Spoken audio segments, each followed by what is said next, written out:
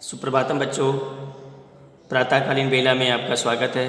हिंदी के कालांश में आज मैं आपको कक्षा 11वीं की काव्यखंड से पाठ संख्या 7 जिसका प्रकरण है गज़ल। क्या नाम है बच्चों? गज़ल। तो जिस प्रकार से हम काव्य साहित्य में हिंदी के अंतर्गत कविता, दोहे, चौपाइयाँ, उसी प्रकार से उर्दू साहित्य के अंतर्गत अपने भावों को व्यक्त करने की एक कला है गज़ल। बच्चों, इस पाठ को लिखा है दुष्यंत कुमार जी ने। किसने लिखा है? दुष्यंत कुमार जी ने। और बच्चों, ये जो गज़ल लिखी गई है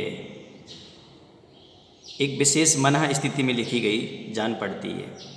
जो दुष्यंत कुमार के गज़ल संग्रह साए में धूप, इसमें जो गज़ल की जो पंक्तियाँ ली गई हैं, जो दुष्यंत कुमार जी का जो काव्य संग्रह है साए में धूप से ली गई है। इस गज़ल में राजनीति एवं समाज में जो कुछ चल रहा है, राजनीति में हम लोग राजनीतिक लोगों को या राजनेताओं को चुन करके भेजते हैं। जब वो शासन सत्ता में पहुंच जाते हैं, फिर कैसा शासन चलाते हैं, तो समाज में क्या कुछ चल रहा है उसे खारिज करने तथा विकल्प की तलाश को मान्यता देने का भाव इस गज़ल का केंद्रीय सूत्र है। तो बच्चों, पहली गज़ल है, उसको मैं पढ़ करके सुना देता हूँ। कहाँ तो तय था चिरागा हर एक घर के लिए, कहाँ चिराग मयस्सर नहीं शहर के लिए। यहाँ दरख्तों के साए में धूप लगती है, यहाँ दरख्तों के साए में धूप लगती है। चलो यहाँ से चलें और उम्र भर के लिए, चलो यहाँ से चलें और उम्र भर के लिए। तो ये गज़ल की पंक्तियाँ हैं।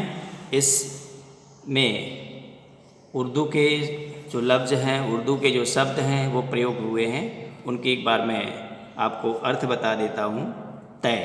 तय का मतलब होता है बच्चों निश्चित था, जो हमने निश्चित किया था। चिरागा इसका मतलब होता है दीपक, रोशनी करने वाला। और मयस्सर माने उपलब्ध होना, अवेलेबल होना। तो मयस्सर नहीं शहर के लिए, यहाँ दरख्तों के। अब बच्चों है दरख्त कहते हैं पेड़ को। किसको कहते हैं? दरख्त कहते हैं पेड़।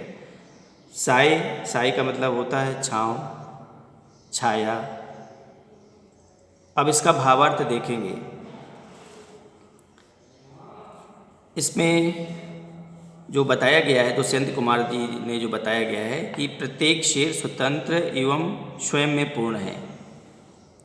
इन पंक्तियों में प्रमुख बिंदु राजनीति एवं समाज में मौजूद व्यवस्थाओं को खारिज करने और विकल्प की तलाश की मान्यता देने का भाव है। अब इसका जो है कि कहाँ तो तय था, जब हम स्वतंत्र हुए, हमने ये निश्चित किया कि हम अपनी जनमानस के लिए, अपनी जनता के लिए हर प्रकार के सुख सुविधाएं उपलब्ध कराएंगे। कहाँ तो तय था चिरागा हर एक घर के लिए, हर एक घर में हम हर एक घर को रोशन करेंगे, हर एक घर की परेशानियों को दूर करेंगे। ऐसा हमने निश्चित किया था जब हम स्वतंत्र हुए। हमारे देश के शासक खुद शासन चलाने के लिए आगे आए। कहाँ चिरागा मयस्सर नहीं शहर के लिए, कहाँ चिरागा मयस्सर नहीं शहर के लिए। अब हर घर की तो बात दूर ही रही है, तो शहर में ही अंधेरा छाया हुआ है, अव्यवस्थाएं हैं, ठीक प्रकार से शासन व्यवस्था सुचारू रूप से नहीं चल रही। कहाँ चिराग मयस्सर नहीं शहर के लिए।